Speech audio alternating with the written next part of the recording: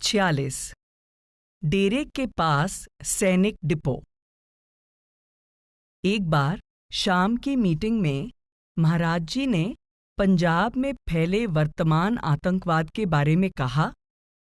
हालांकि डेरे के आसपास आतंकवादी छाए हुए हैं, रोज इतनी हत्याएं और लूट-पाट हो रही है, लेकिन बाबा जी महाराज की दया मेहर से डेरा तपते हुए रेगिस्तान के बीच शांति के एक हरे भरे बगीचे के समान रहा है। डेरे से ब्यास जाने वाली सड़क पर सेना का एक सुरक्षित शस्त्रागार है और इस सड़क पर सेना का आना जाना बराबर चलता रहता है। इस वजह से आतंकवादी यहां से दूर रहते हैं। पाकिस्तान के साथ हुई दोनों लड़ाइयों के समय मेरे पास कई सत्संगी आए और कहने लगे कि सेना के इस शस्त्रागार के कारण हमारे डेरे पर बम गिरने का खतरा बना रहता है। पर मैंने जवाब दिया, किसे मालूम है कि हम शायद इसकी वजह से ही सुरक्षित हैं।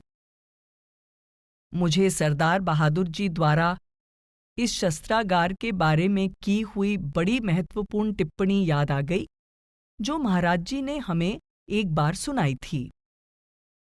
बाबा जी के शरीर त्यागने के बाद बड़े महाराज जी ने धीरे धीरे गांवों से खेती की जमीनें खरीदनी शुरू कर दीं।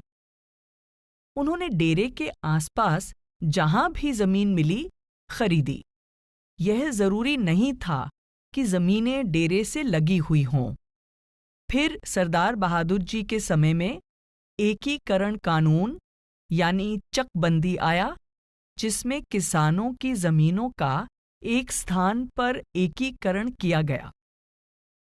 डेरे को इससे बड़ा लाभ हुआ और इससे बस्ती के बनने और बढ़ने का क्रम शुरू हो गया।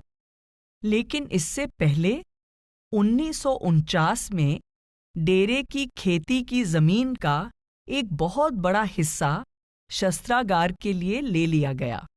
साथ ही आसपास के गांवों के गरीब किसानों की भी काफी जमीनें उसके लिए ले ली गई थीं।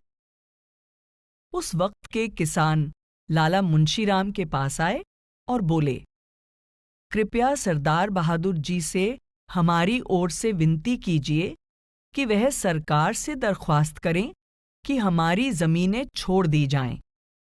डेरे की भी तो बहुत सी जमीनें ले ली गई हैं। लाला मुंशीराम ने सरदार बहादुर जी के सामने गांव वालों की प्रार्थना रखी। दीवान दरियाई लाल कपूर और प्रोफेसर जगमोहन लाल भी उस समय वहां थे। लेकिन सरदार बहादुर जी ने कहा, फिक्र मत करो, हमारे चौकीदार आ गए हैं, वे भविष्य में बहुत काम आएंगे। संतों का आने वाले हालात को जानने का अपना ही तरीका होता है। उनका सामना करने की जरूरत पड़ने से बहुत पहले ही वह उनसे निपटने का तरीका भी निकाल लेते हैं। वह आने वाली घटनाओं को अच्छी तरह जानते और समझते हैं और कभी-कभी इनकी ओर इशारा भी कर देते हैं, जिसे उस समय समझना हमारे लिए आसान नहीं होता। 47 संगत के प्रति महाराज जी का प्रेम। डॉक्टरों ने महाराज जी के 1971 के दिल के दौरे के बाद उनके सत्संग कार्यों पर काफी रोक लगा दी थी। इसलिए महाराज जी जब सत्संग के लिए इंदौर आए तो डॉक्टर टी.एन. माथुर उनके साथ थे। श्री के.एल. खन्ना ने, जो उस समय डेरे के सेक्रेटरी थे, डॉक्टर माथुर से कहा कि वह महाराज जी के स्वास्थ्य का पूरा ख्याल रखें और उन्हें दिन में एक से ज्यादा नामदान की बैठक न करने दें।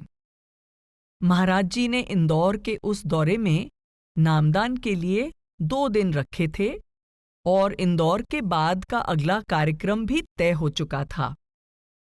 परंतु जब नामदान शुरू हुआ तो पता चला कि नामदान के उम्मीदवार बहुत ज्यादा थे और 4 बैठकों में ही नामदान समाप्त हो सकता था, 2 में नहीं। जब महाराज जी को इस स्थिति का पता लगा, वह बोले, मैं गांव वालों को निराश नहीं कर सकता, क्योंकि वे इतने गरीब हैं कि डेरे तक आने का खर्च नहीं उठा सकते। इसलिए उन्होंने कहा कि वह 2 बैठकें रोज करके नामदान को प्रोग्राम के अनुसार 2 दिन में पूरा कर देंगे। डॉक्टर माथुर ने जब महाराज जी का निर्णय सुना तो इसका विरोध किया और महाराज जी से अर्ज की, आपके अभी हुए दिल के दौरे को ध्यान में रखते हुए मैं आपसे हाथ जोड़कर विनती करता हूं कि दिन में नामदान की 2 बैठकें न करें। महाराज जी ने बड़े धैर्य के साथ उनकी बात सुनी तथा प्रेम और मिठास से कहा, डॉक्टर साहब, जब मछुआ अपने जाल में मछलियों को आकर्षित करने के लिए पानी में चने फेंकता है और अगर उसके जाल में बहुत ज्यादा मछलियां आ जाती हैं, तो वह यह कहकर जाल को खींचने से इनकार नहीं करता कि जाल बहुत भारी हो गया है। यह तो उसे पानी में चने डालने से पहले सोचना चाहिए था। अब तो पूरा बोझ उठाने के सिवाय उसके पास कोई चारा नहीं है। इसलिए अब इन आत्माओं को नाम देने के सिवाय मेरे पास कोई रास्ता नहीं है। फिक्र न करें, मैं ठीक रहूंगा। बड़े महाराज जी का काम करने में मुझे कभी थकान नहीं होती। मुझे तो अपना कर्तव्य करने में खुशी मिलती है। 48 संगत। सेवा और उसके फल या पुरस्कार के संबंध में शाम की मीटिंग में एक प्रश्न का उत्तर देते हुए महाराज जी ने कहा, प्रेमी कभी मांगता नहीं, प्रेमी कभी हिसाब किताब नहीं करता। पुरानी बातें याद करते हुए महाराज जी ने कहा, मुझे डेरे आए 35 वर्ष से ज्यादा हो गए हैं और इस समय में मुझे कई अनुभव हुए हैं। संगत की भावनाएं, संगत के प्रेम का वर्णन मैं कर ही नहीं सकता। महाराज जी की आवाज प्रेम और सराहना की भावना से ओत-प्रोत थी। सन 1955 में लंगर बहुत छोटा था। उसका सिर्फ एक छोटा सा दरवाजा था और बड़े महाराज जी के जन्मदिन के भंडारे पर 2 लाख सत्संगी आ जाते थे। इतने लोगों को खाना खिलाने में रात के 2 बज जाते थे। यह देखकर रात को मैं अपने सोने के कमरे में बेचैन रहता और सोचता कि बड़े महाराज जी की याद में आई हुई संगत की बराबर देखभाल करने के लिए क्या किया जाए। इस समस्या पर ट्रस्ट की वार्षिक सभा में चर्चा हुई और श्री आहलूवालिया ने, जो उस समय सेक्रेटरी थे, सुझाव रखा कि सारे भंडारों को बंद कर दिया जाए ताकि एक समय में इतनी भीड़ इकट्ठी ही ना हो। श्री आहलूवालिया ने कहा, संगत जब आना चाहे तब आए, इससे समस्या हल हो जाएगी, क्योंकि तब भंडारे के समय जैसी भीड़ होगी ही नहीं।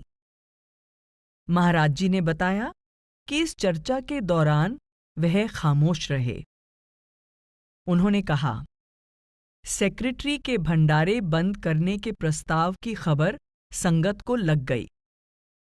अगले दिन सत्संगियों ने श्री आहलूवालिया को उनके घर के पास घेर लिया और कहा, क्या हमने कभी किसी बात की शिकायत की है? क्या हमने कभी भी शिकायत की है कि हमें खाना समय पर नहीं मिला? सोने के लिए जगह न मिलने के बारे में कुछ कहा है?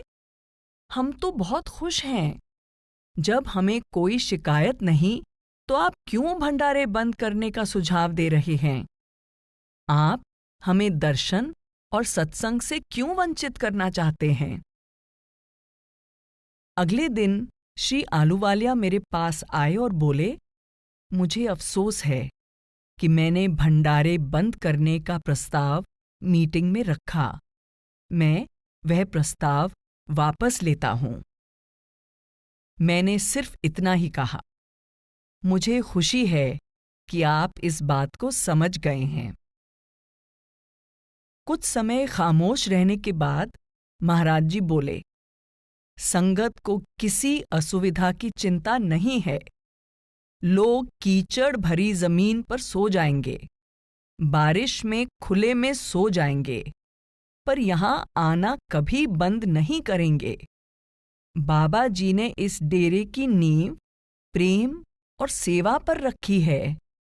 मैंने इस प्रेम को लगातार बढ़ते देखा है और अब भी यह बढ़ता ही जा रहा है। मंड, जहां नदी बहा करती थी, को ही देखो। यह जगह जंगली झाड़ियों, ठूठों और लंबी घास से भरी हुई थी और यहां केवल दलदल था।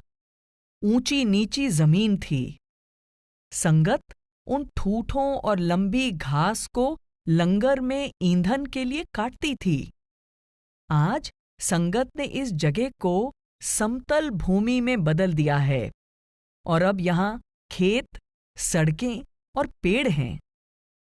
आज जहां लंगर है, वहां किसी समय गहरे खड्ड थे। संगत ने उन्हें भरकर बराबर कर दिया है। आज जहां लंगर का बड़ा शेड है और मैदान जहां बड़े बड़े पेड़ लगे हुए हैं, वहां एक बड़ा गहरा नाला था।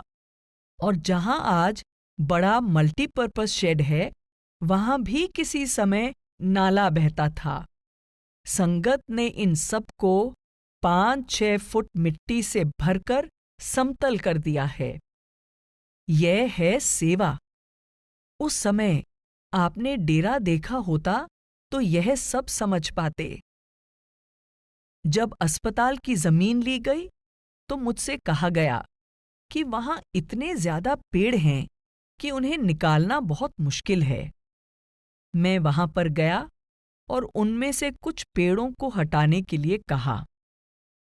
इसके बाद मैं सिकंदरपुर चला गया। वापस आने पर मैंने देखा कि संगत अपने खेतों से करीब 100 ट्रैक्टर और ट्रॉलियां ले आई थी और करीब 1000 सत्संगी पेड़ों को जड़ों से उखाड़ रहे थे और उनकी लकड़ी ट्रेलर पर लादकर लंगर में ले जा रहे थे।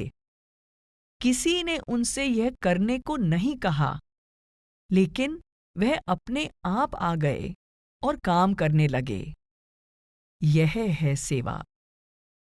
संगत यह सब सेवा किसी पुरस्कार या फल की उम्मीद से नहीं करती।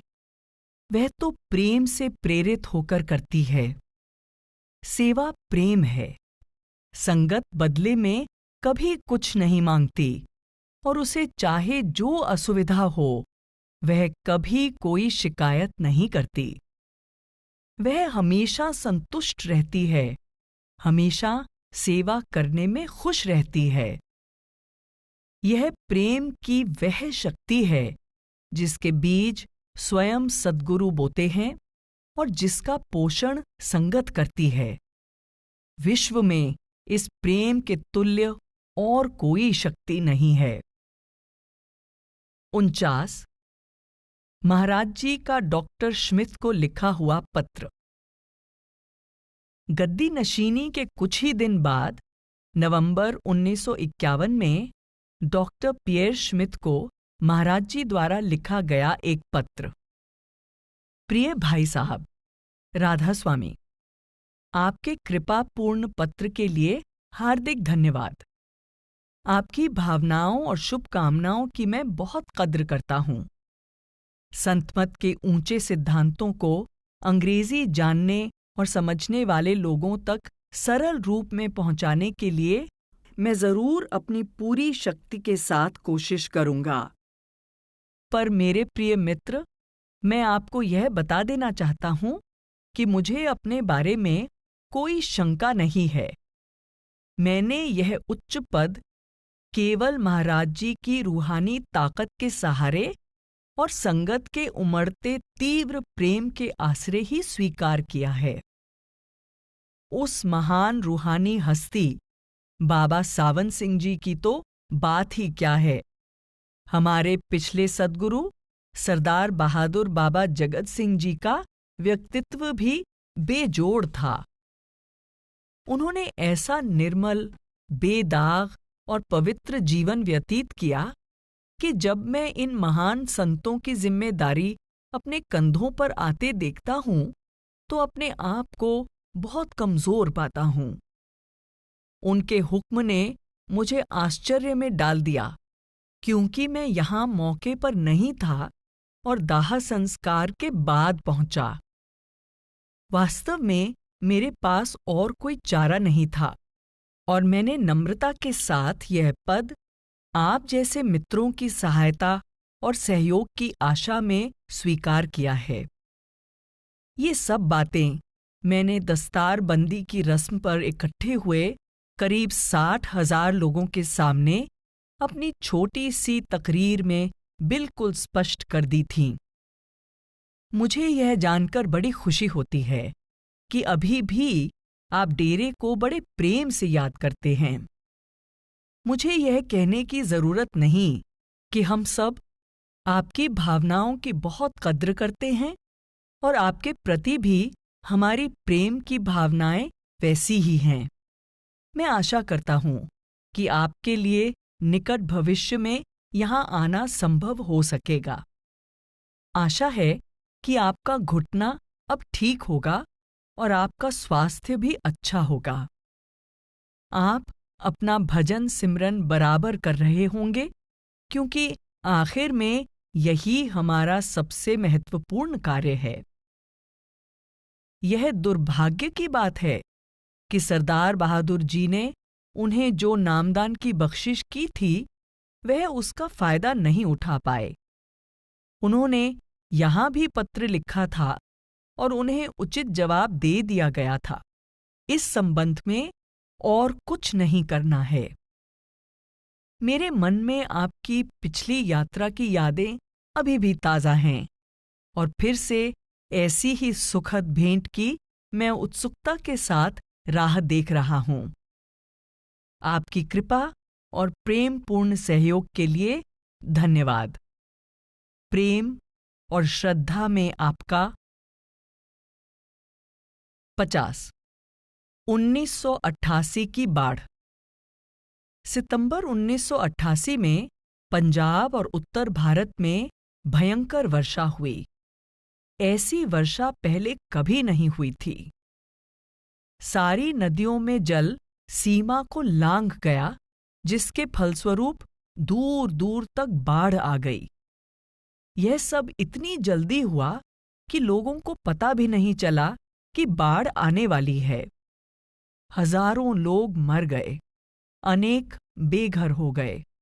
मकान, सामान और अनाज का इतना नुकसान हुआ कि वे किसी काम के न रहे और खड़ी फसलें बर्बाद हो गईं। डेरा भी इस बाढ़ की चपेट से नहीं बचा, लेकिन नुकसान ज्यादा नहीं हुआ और जो भी हुआ उसे ठीक किया जा सकता था। भारतीय अखबार इस विनाशकारी बाढ़ के समाचारों से भरे हुए थे और जब महाराज जी सत्संग और अंग्रेजी मीटिंग के लिए दिल्ली आए, तब कई सत्संगियों को डेरे में आई बाढ़ के बारे में बहुत चिंता थी। जब एक सत्संगी ने महाराज जी से पूछा कि क्या डेरे में बाढ़ से कोई नुकसान हुआ है, तो महाराज जी ने जवाब दिया, बड़े दुर्भाग्य की बात है कि पिछले सप्ताह हमें बेवक्त ही बारिश और जबरदस्त बाढ़ का सामना करना पड़ा। हम अभी भी बाढ़ से हुई परेशानियों का सामना कर रहे हैं। डेरा चारों ओर से रेल, सड़क और टेलीफोन से पूरी तरह कट गया था। एक सप्ताह से ज्यादा समय तक टेलीफोन नहीं चले, रेलें अभी भी ब्यास नहीं जा रही हैं और सड़क आज ही खुली है। सौभाग्य से हवाई जहाज चल रहे थे, इसलिए मैं यहाँ आपके पास आ सका हूँ। ब्यास नदी में इतना पानी आ गया था कि डेरे के नीचे के हिस्से 5 फुट पानी में थे। मल्टीपर्पज शेड, महिलाओं का शेड और महाराज सावन सिंह सराय का निचला हिस्सा 4 से 4.5 फुट पानी में थे। खुशकिस्मती से पानी तो उतर गया है, पर उसके निशान अभी भी हैं। सारे खेत और फसलें पानी में डूबी हुई थीं। अनाज की फसल कट चुकी थी, इसलिए उसकी चिंता हमें नहीं थी। डेरे की किसी इमारत को कोई नुकसान नहीं हुआ, सिवाय नीचे की दीवार के, जो गिर गई और जिसकी जगह अब हम नई दीवार बना रहे हैं। सेवादार बहुत व्यस्त हैं। असल में मुझे इस समय वहां रहना चाहिए था, लेकिन यहाँ की संगत और आप लोगों से किए हुए वादे को पूरा करना भी जरूरी था। संगत को काफी तकलीफ हुई, क्योंकि लोग 25 सितंबर के मासिक सत्संग के लिए डेरे आ चुके थे।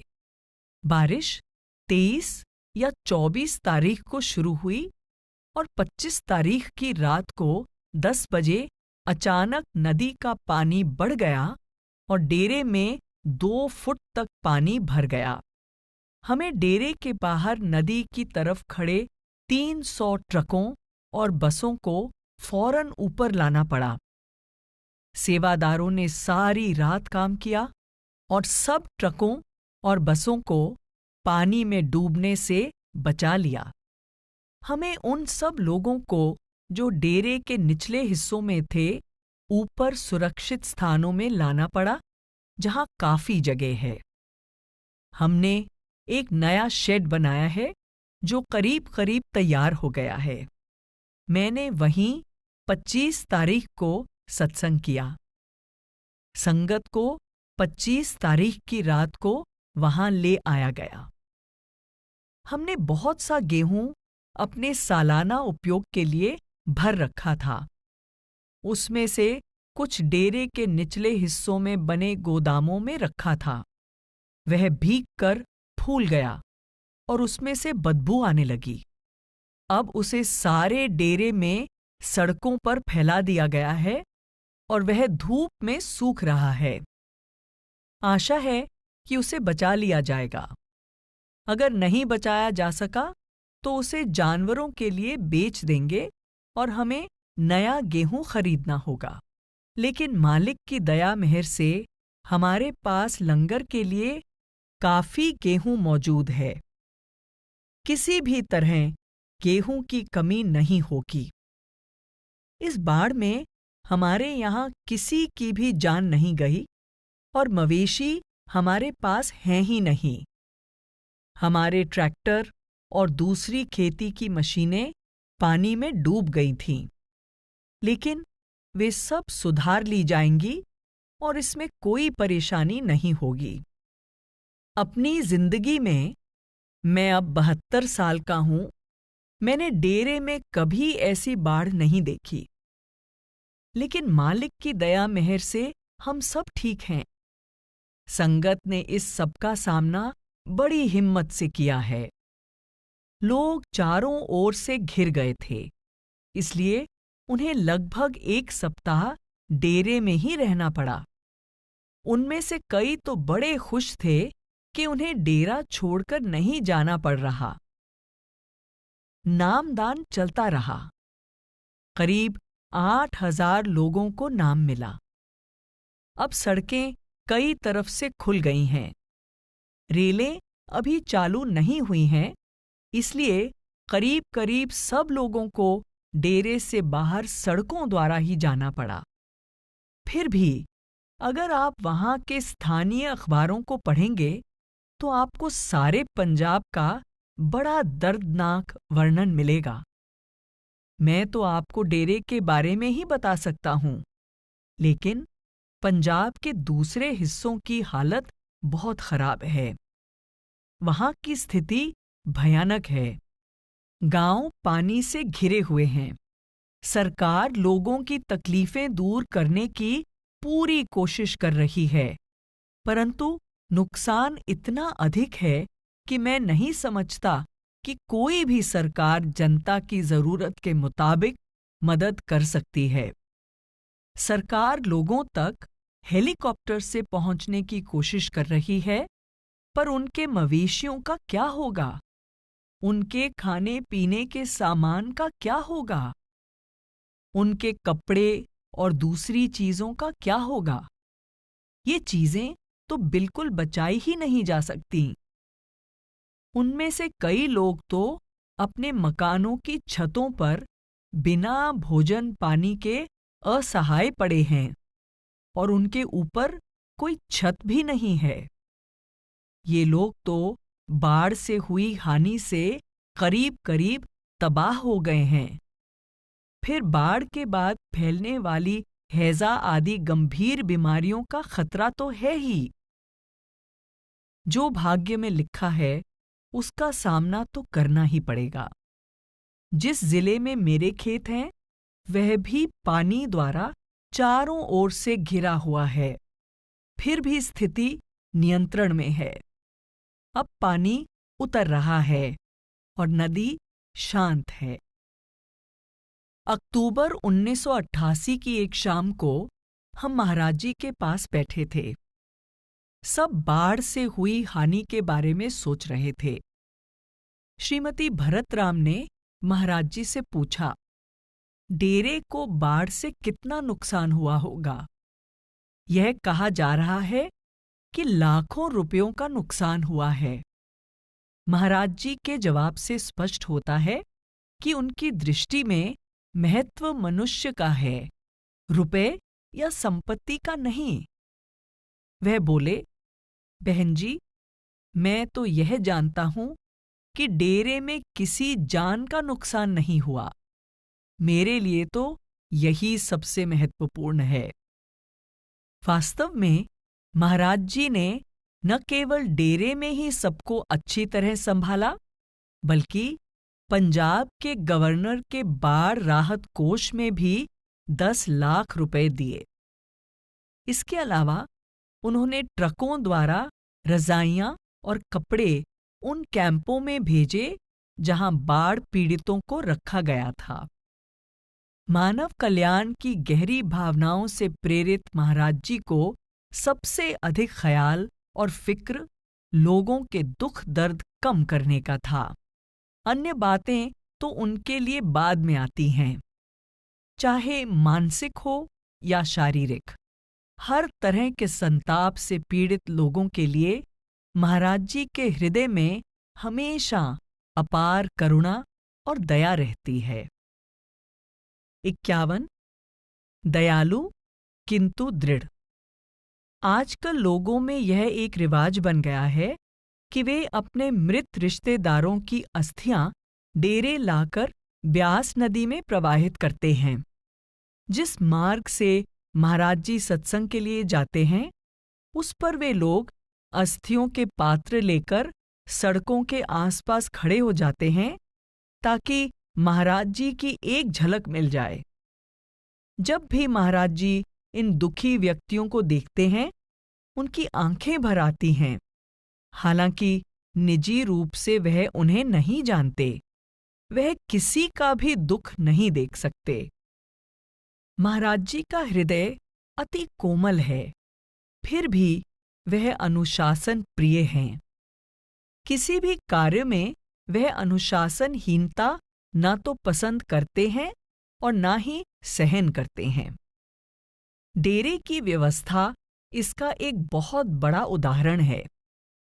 भंडारे के समय संगत 3 या 4 लाख से ज्यादा होती है, फिर भी डेरे में हर कार्य सुचारू और व्यवस्थित ढंग से होता है।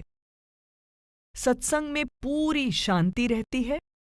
लाखों लोग लंगर में खाना खाते हैं और डेरे में रहते तथा सोते हैं, लेकिन किसी प्रकार की कोई अव्यवस्था या गड़बड़ नहीं होती।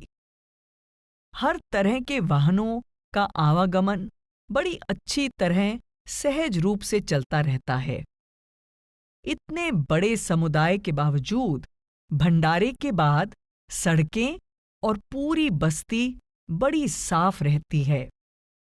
कहीं कचरे का एक तिनका भी पड़ा हुआ नजर नहीं आता। बेशक इस सारे इंतजाम के लिए अलग अलग सेवादारों के दल लगे हुए हैं, लेकिन केवल मनुष्य के प्रयत्न ही इतने बड़े उद्देश्य को पूर्ण नहीं कर सकते।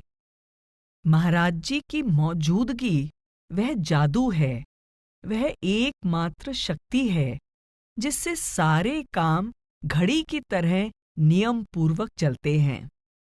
उनका सर्वव्यापी प्रभाव ही हमारे दिलों को और मन को जोड़ता है। यही हम सब में भ्रातृभाव पैदा करके हमें इकट्ठा रखता है। कोई साधारण व्यक्ति ऐसी स्वार्थहीन निष्काम सेवा की भावना उत्पन्न नहीं कर सकता और न ही इतने विशाल समूह के अंतर में इतना गहरा प्रेम जागृत कर सकता है। यहाँ लोगों के चेहरों पर और उनकी आंखों में यह प्रेम निरंतर झलकता दिखाई देता है। केवल कोई महान रूहानी शक्ति ही ऐसा आंतरिक प्रेम और एकता जगा सकती है।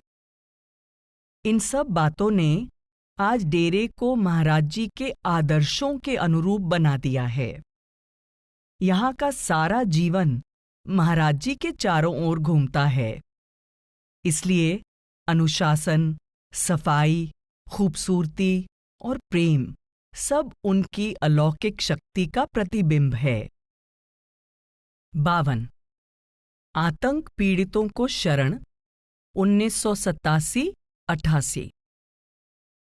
हालात से पीड़ित व्यक्तियों के प्रति महाराज जी की गहरी सहानुभूति का एक और उदाहरण है 1987-88 में आतंकवादियों द्वारा सताए गए व्यक्तियों को डेरे में शरण देना। पंजाब में हजारों लोग थे जिनके घर के रोटी रोजी कमाने वाले व्यक्तियों की आतंकवादियों ने निर्दयतापूर्वक हत्या कर दी थी। उन्हें अपने घरों से भागना पड़ा और अपनी सारी संपत्ति से भी हाथ धोना पड़ा। ऐसे लोगों में से कई जब भागकर डेरे आए तो महाराज जी ने उन्हें शरण दी। एक समय करीब 1400 ऐसे लोग यहाँ थे जो करीब 100 गांवों से निकलकर आए थे। उनमें सिख, हिंदू, मुसलमान, सत्संगी और गैर सत्संगी सभी थे। सबसे समान व्यवहार किया गया। भोजन, दूध, रहने का स्थान, बिस्तर, दवाइयाँ और हर तरह की आवश्यक सुविधाएं उनको दी गईं। उनके बच्चों के लिए डेरे में थोड़े समय के लिए स्कूल भी खोला गया। बिना किसी तैयारी के डेरे में खोला गया यह शरणार्थी कैंप आसपास के ऐसे कैंपों में सबसे अधिक सुव्यवस्थित था। सेवादारों ने निस्वार्थ भाव और पूरी लगन से उनकी देखभाल की। काफी समय तक ये शरणार्थी डेरे में रहे, जब तक कि सरकार ने फिर से उनको बसाने की नई योजना बनाकर उनकी देखभाल का इंतजाम अपने हाथ में नहीं लिया। यह घटना 1947 की याद दिलाती है, जब देश के विभाजन के समय बड़े महाराज जी ने डेरे को सबके लिए खोल दिया था और शरणार्थियों के रहने और खाने की पूरी व्यवस्था कर दी थी। बड़े महाराज जी के हुक्म से लंगर में बना गर्म खाना रोज ब्यास रेलवे स्टेशन भेजा जाता था, जिसे सेवादार पाकिस्तान से आने वाले और वहां जाने वाले सभी शरणार्थियों को खिलाते थे, चाहे वे हिंदू हों, मुसलमान हों या सिख, सत्संगी हों या गैर सत्संगी। संत सबके प्रति प्रेम रखते हैं और पीड़ित इंसानों की बिना किसी भेदभाव के हर तरह से सहायता करते हैं। जिन लोगों को महाराज जी के निकट रहने का सौभाग्य प्राप्त है, वे उनकी करुणा और कोमल हृदयता को भली भांति जानते हैं। महाराज जी रोज दोपहर और शाम के भोजन के समय रेडियो पर समाचार सुनते हैं। लोगों ने महाराज जी को अपने सामने से खाने की प्लेट हटाते हुए देखा है जब वह किसी दुर्घटना की या निर्मम हत्याओं की खबर सुनते हैं, चाहे वह दुनिया में कहीं भी हुई हों। एक दिन बहुत गर्मी और उमस थी। मौसम की बात करते हुए महाराज जी बोले, गर्मी के दिनों में मैं पहाड़ों के ठंडे स्थानों पर चला जाता था या डलहौजी के लिए निकल पड़ता था, जहां बड़े महाराज जी की कोठी है, या कभी-कभी अपने फार्म पर सिरसा चला जाता था। लेकिन अब मैं नहीं जा पाता। पिछले महीने ही मैं कुछ दिनों के लिए सिकंदरपुर अपने फार्म पर गया था, लेकिन अगले ही दिन दोपहर को ब्यास के पास के गांव में आतंकवादियों की कुछ हलचल हुई। डेरे से मुझे एकदम वापस आने के लिए फोन आया, इसलिए दूसरे दिन सुबह ही मैं सिकंदरपुर से रवाना हुआ और दोपहर को 12 बजे से पहले यहां आ गया। पंजाब के हालात की वजह से डेरे में मेरी मौजूदगी जरूरी है, मेरी अपनी सुरक्षा के लिए नहीं, बल्कि संगत की सुरक्षा के लिए। जब मैं यहां रहता हूं तो सब सचेत रहते हैं, सेवादार ज्यादा चौकन्ने रहते हैं और डेरे में रहने वाले महसूस करते हैं कि वे सुरक्षित हैं। ऐसा नहीं है कि मैं कुछ खास करता हूं, लेकिन यह मेरा कर्तव्य है कि मैं ऐसे समय पर संगत के साथ रहूं। इसलिए मैं कहीं नहीं जा सकता। मेरे दरवाजे पर शस्त्र लिए हुए पहरेदार रहते हैं। मैं जहां जाता हूं वे मेरे साथ जाते हैं, पर मैं संतुष्ट हूं। सर्दी हो या गर्मी, कोई फर्क नहीं पड़ता। हमें दूसरों को खुश करने में, उनकी सेवा करने में खुशी होनी चाहिए। 53 वकालत की शुरुआत। एक दिन महाराज जी अपने कॉलेज के दिनों की बात कर रहे थे। उनका विचार था कि कानून की परीक्षा पास करने के बाद, लेकिन सिरसा में वकालत शुरू करने से पहले वह हिंदुस्तान में घूमकर कुछ दर्शनीय स्थान देखेंगे। लेकिन जब महाराज जी ने परीक्षा पास की, उसी समय उनके एक कॉलेज के मित्र सिरसा में न्यायाधीश बनकर आ गए और उन्होंने महाराज जी के पिताजी को सुझाव दिया, अब मैं यहां आ गया हूं, इसलिए चरण के लिए यह अच्छा होगा कि वह वकालत अभी शुरू कर दे, ताकि मैं भी उसकी मदद कर सकूं। महाराज जी के पिताजी को सुझाव अच्छा लगा और उन्होंने महाराज जी को सिरसा में ही रहने की राय दी और कहा कि वह बड़े महाराज जी द्वारा बनाए गए सत्संग घर से लगे हुए फ्लैट में अपने रहने का इंतजाम कर लें।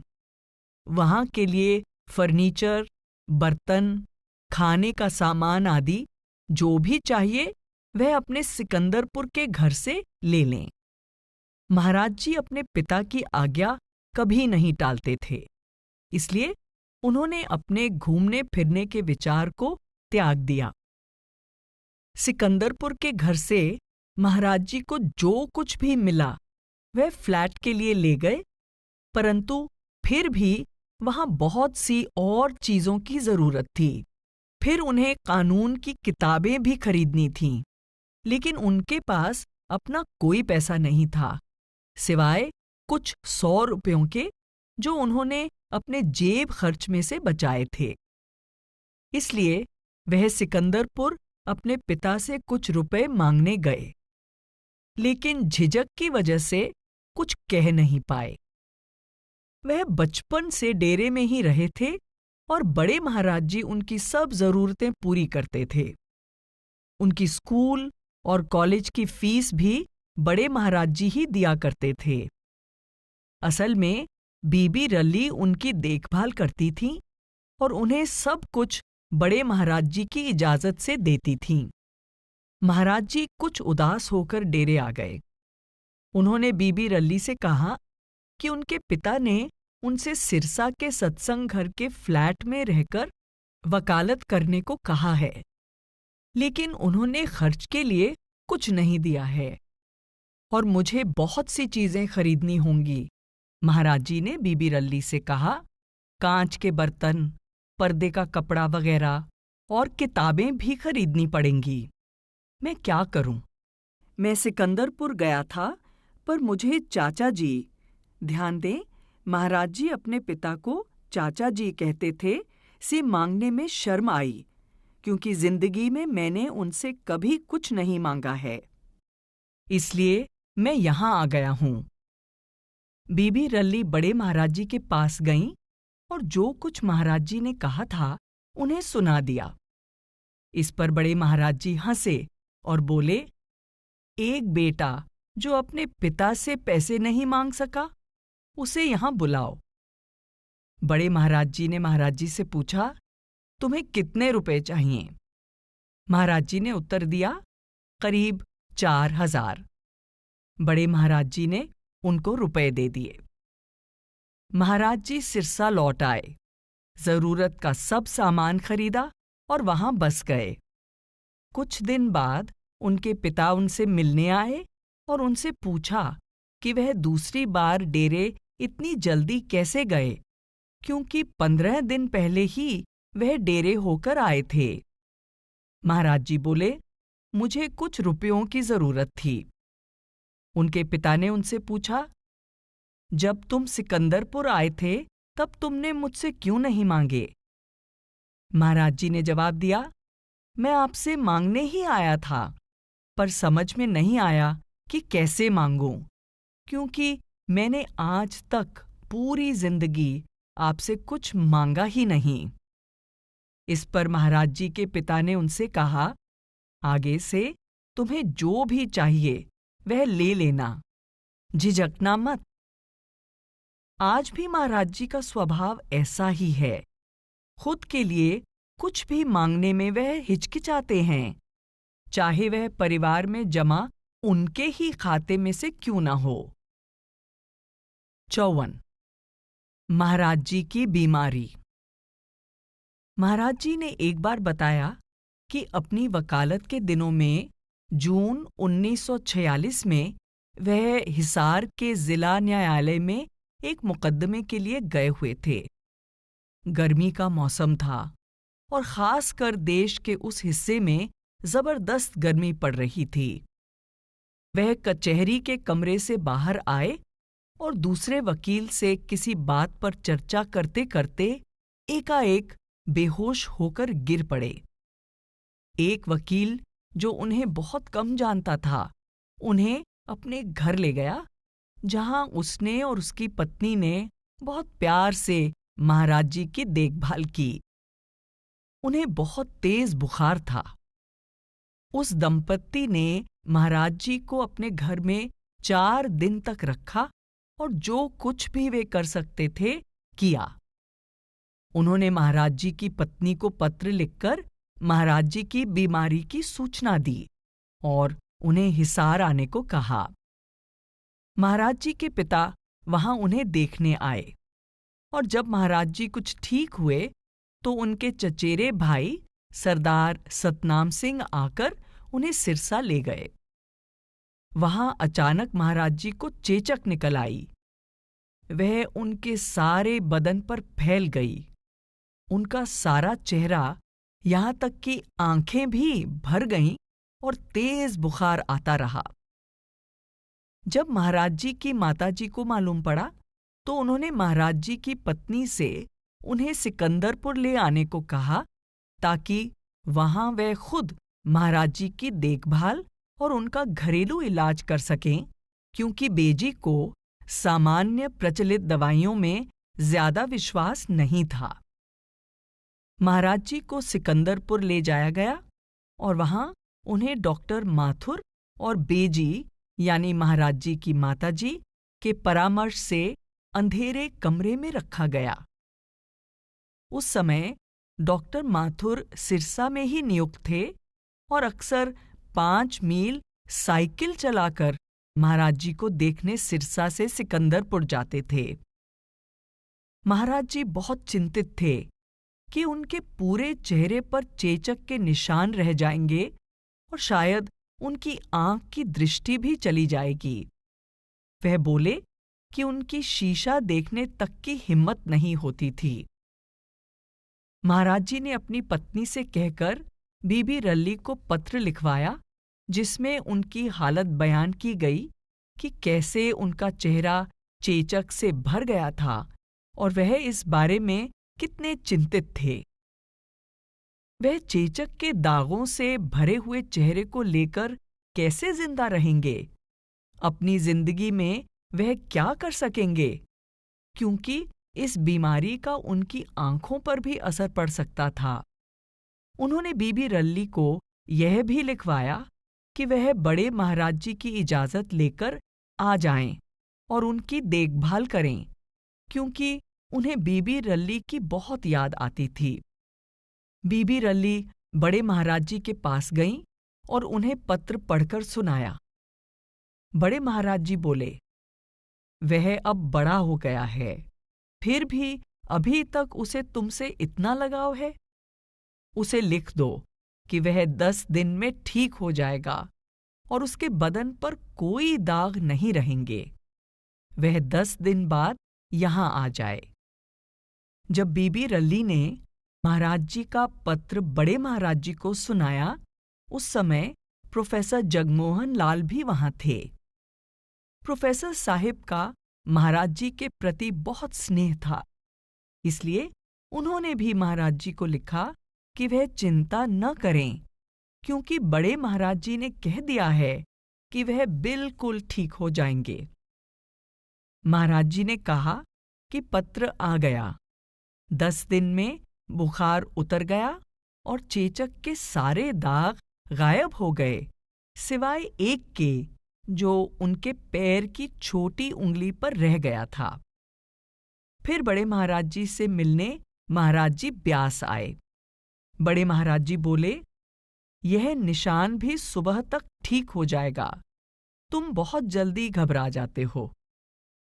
महाराज जी ने बताया, सुबह तक उंगली का यह दाग भी गायब हो गया। यह सचमुच एक चमत्कार था।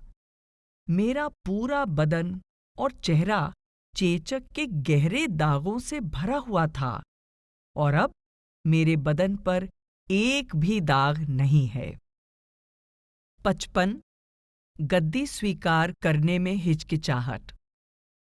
जब हम यह सुनते हैं कि कोई सद्गुरु अपने सद्गुरु का हुक्म मिलने पर भी गुरु पद स्वीकार करने में हिचकिचा रहे हैं, तो हमें शायद यह समझने में बड़ी मुश्किल होती है कि वह अपनी सच्ची नम्रता और दीनता की भावना से प्रेरित होकर ही ऐसा करते हैं। यह उनके हृदय की सच्ची प्रतिक्रिया होती है और इससे हमें सीख मिलती है। सरदार बहादुर जी की वसीयत के पढ़े जाने के बाद जब महाराज जी को यह पूरा विश्वास हो गया था कि वही अगले सद्गुरु नियुक्त किए गए हैं, तो उन्होंने गद्दी स्वीकार करने से साफ इनकार कर दिया। वह बहुत रोए और इस बारे में इतने दृढ़ थे कि वह डेरा छोड़कर भी चले गए। महाराज जी की यह प्रतिक्रिया पहले सुनाई जा चुकी है। उनके मन की अवस्था को देखकर उनके माता पिता ने राय साहिब मुंशीराम से कहा कि वे महाराज जी को कुछ दिन के लिए सिकंदरपुर ले जाना चाहेंगे। यह सरदार बहादुर जी के संस्कार के 3 दिन की बात है। उनकी माता उनकी यह हालत देखकर मन ही मन घबरा रही थीं। श्रीमती हजारा सिंह भी, जो महाराज जी को अपना पुत्र मानती थीं, अंबाला से महाराज जी के परिवार के पास सिकंदरपुर आ गई थीं। सिकंदरपुर पहुंचने के बाद महाराज जी के पिता ने बड़े प्यार से उनको समझाया। बड़े महाराज जी से नामदान मिलने के बाद इस शरीर पर बड़े महाराज जी का अधिकार है या हमारा? महाराज जी ने जवाब दिया, बड़े महाराज जी का। महाराज जी के पिता की आंखों में आंसू भर आए और उन्होंने कहा, अगर ऐसा है तो बड़े महाराज जी इस शरीर से जो भी काम लेना चाहें उसे करने में तुम्हें क्या ऐतराज हो सकता है? महाराज जी यह सुनकर चुप रहे, क्योंकि इसके जवाब में उनके पास कुछ कहने को नहीं था। इसके बाद उनके पिता ने उनको माथा टेका और कमरे से बाहर चले गए। इसी तरह सारे परिवार ने उनको सहारा दिया।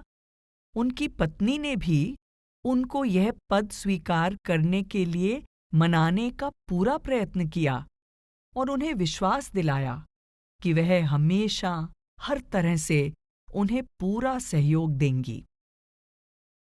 महाराज जी की गद्दी नशीनी के बाद उनके पिता ने उनसे कहा कि वह अपने बच्चों और पत्नी की सुख सुविधा की चिंता न करें, क्योंकि उनके भाई शोती उन सब की भली प्रकार संभाल करेंगे। महाराज जी कहते हैं कि यह कार्य उन्होंने यानी शोती ने बहुत अच्छी तरह किया और इसके लिए महाराज जी उनकी हमेशा सराहना करते हैं।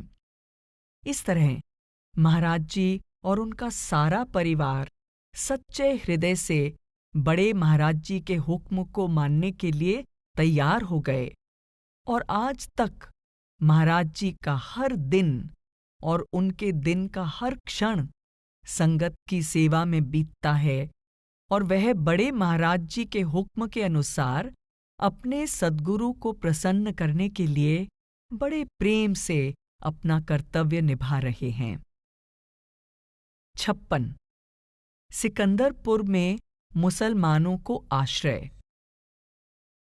1947 में देश के विभाजन के समय हिंदू और मुसलमानों के आपसी झगड़ों के कारण हिंदुस्तान में बहुत अशांति फैली और दंगे हुए। सदियों पुरानी गलत धारणाएं, अकारण घृणा और ईर्ष्या दंगों और हिंसा के रूप में फूट पड़ी और लोगों की हत्याएं तथा संपत्ति का विनाश ऐसे पैमाने पर हुआ जैसा पहले कभी नहीं हुआ था। उन दिनों कोई भी सुरक्षित महसूस नहीं करता था। उस समय सिकंदरपुर और उसके आसपास के 10-12 गांवों में ज्यादा आबादी मुसलमानों की ही थी। वहां केवल 1 या 2 हिंदू परिवार थे और उस क्षेत्र में महाराज जी का परिवार अकेला सिख घराना था। परिवार में महिलाओं सहित कुल 25 व्यक्ति थे। एक दिन सिकंदरपुर की पंचायत महाराज जी के पिता के पास गांव के मुस्लिम समाज के लोगों के लिए शरण मांगने आई और उनसे विनती की कि वह उन लोगों की संपत्ति और जमीन की हिफाजत करें।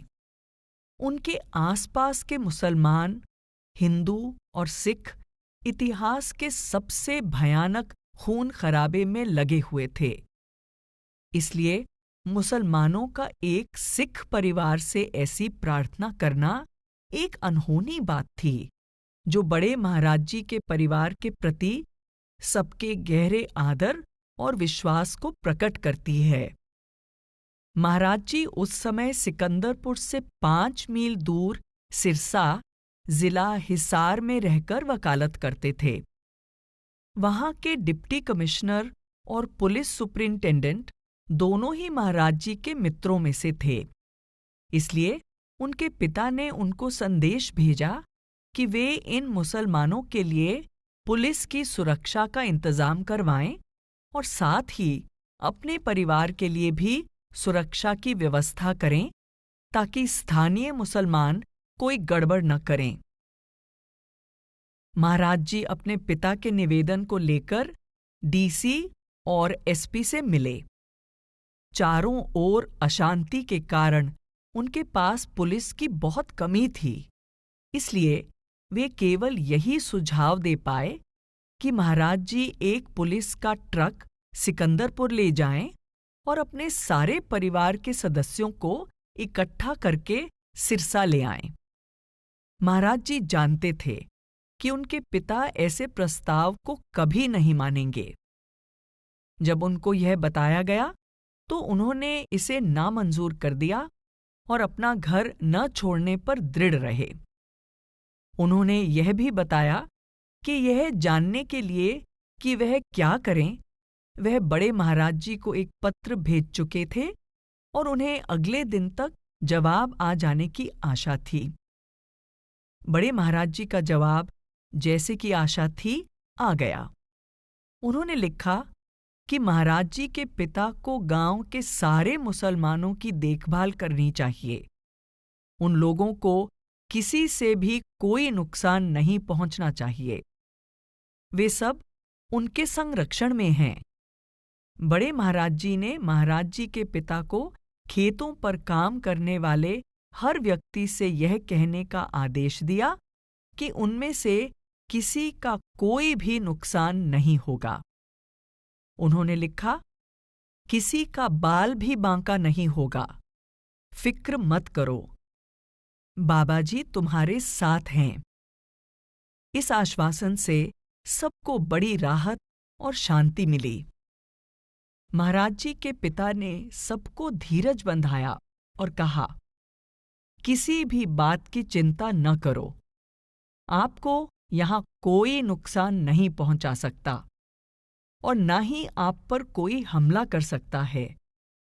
उन्होंने अपने आदमियों से बारी बारी हर समय गांव में पहरा देते रहने को कहा और यह भी देखते रहने के आदेश दिए कि कोई बाहर के लोग आकर किसी प्रकार की गड़बड़ न कर पाएं। उन्होंने अपनी आटा पीसने की चक्की में मुसलमान गांव वालों के लिए भी आटा पीसने की व्यवस्था कर दी, क्योंकि उनके पास रोटी बनाने के लिए आटा तैयार करने का कोई और साधन नहीं था। जब तक वे वहां ठहरे तब तक जो भी मदद उन्हें चाहिए थी वह उन्हें देते रहे। साथ ही उन्होंने महाराज जी से कहा कि वह डीसी और एसपी से बात कर लें कि जब कभी भी कोई काफिला वहां से पाकिस्तान की ओर जाने के लिए निकल रहा हो तो वे इन मुसलमानों को पूरी हिफाजत के साथ उसमें पहुंचा दें। एक दिन खबर आई कि बलोच मुस्लिम रेजिमेंट पाकिस्तान की ओर जा रही है। तब महाराज जी और चाचा अमर सिंह गांव वाले मुसलमानों को अपने साथ ले गए और उन्हें बलोच रेजिमेंट के सुपुर्द कर दिया। विदा लेते समय उन सब की आंखों में कृतज्ञता के आंसू भर आए।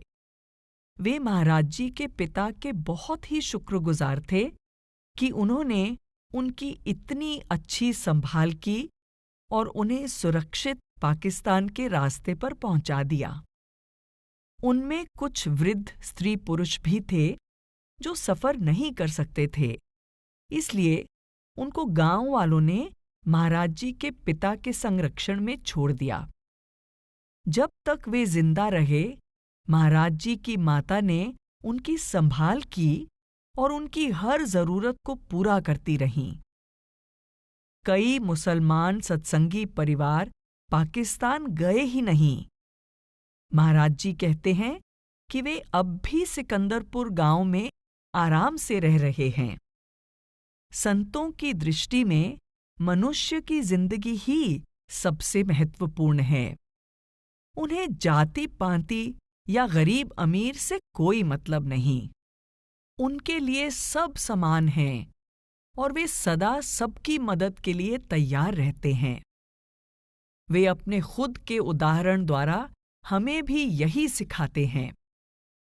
महाराज जी के पिता बड़े महाराज जी के एक सच्चे शिष्य थे और उनकी शिक्षा पर खुद तो पूरी लगन के साथ चलते ही थे, अपने परिवार को भी ऐसा ही करने की प्रेरणा देते रहते थे।